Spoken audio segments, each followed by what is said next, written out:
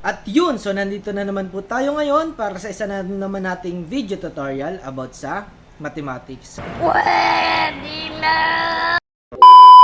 So pag-uusapan natin ngayon ay kung paano mag-multiply ng gamit ang ating mga kamay. So ngayon ay tuturuan ko kayo kung paano natin gagamitin itong technique na ito kung hindi natin matandaan or ma-memorize yung multiplication tables.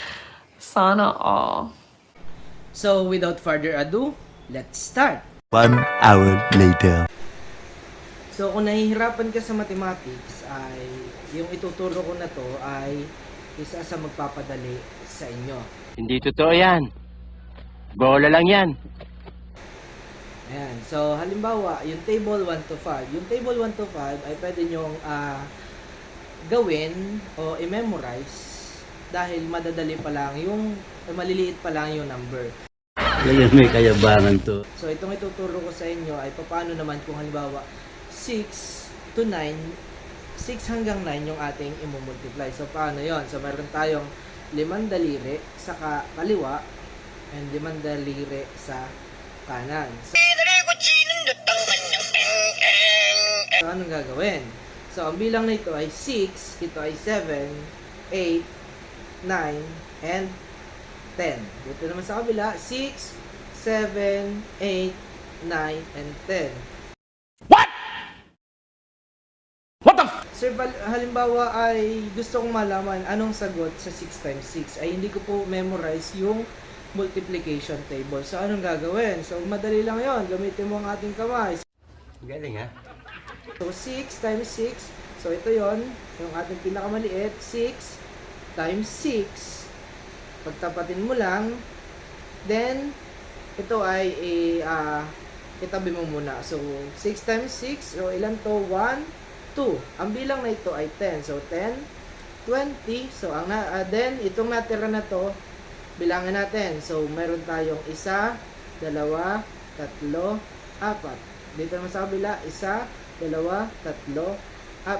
So meron tayong tig-4 sa tig-kabila. So anong gagawin? I-times mo itong dalawa. So 4 times 4, which is 16. Then yung 16, ipa-plus mo ngayon dito sa ating pinagtapat, which is kanina sabi ay 10, 20. So 20 plus 16, that is 36. Paano masabi? So another. Let's say for example, meron tayong 7 times 7. So pagtapatin mo lang yung parehas pangalawa, then bilangin mo simula dun sa ating magkatapat na daliri pababa. Ang bilang ay 10. So 10, 20, 30, 40. So meron tayong 40 na bilang na. Then itong nasa taas natin na to, bilangin natin. So 1, 2, 3. We have 1, 1, 2, 3. So tig-tatlo yon. So i-times mo lang yon. 3 times 3. That is 9 plus itong ating nakuha kanina na 40. So 40 plus 9, that is 49. I am the one, the way your son don't need. Let's say for example, 8 times 8. So ano naman yon? 8 times 8.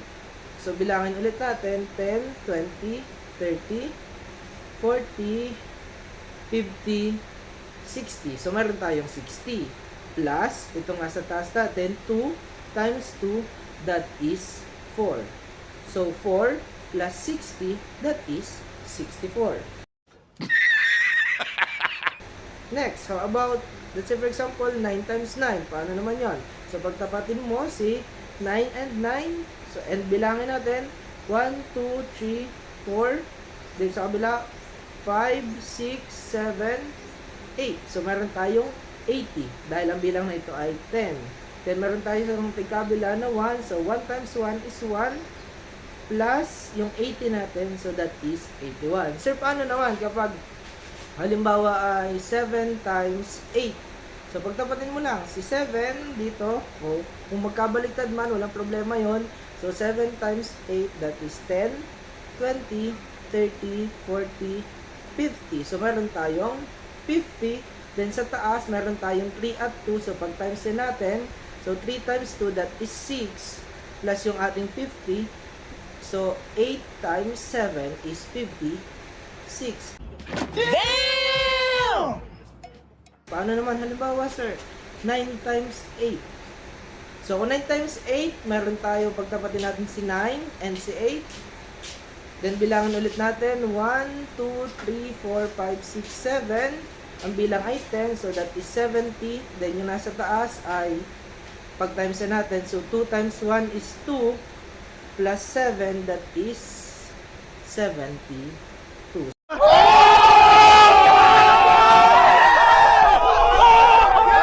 So, sana ay may natutunan kayo ngayon sa ating video tutorial. So, yun. So, sa next na video natin ay tuturo ko naman sa inyo paano naman gamitin yung ating mga kamay kung 11 to 15 naman yung ating ita-time. So, pwede din po yun. So, sa next video na lang natin ipapakita at hanggang dito na lang at maraming salamat.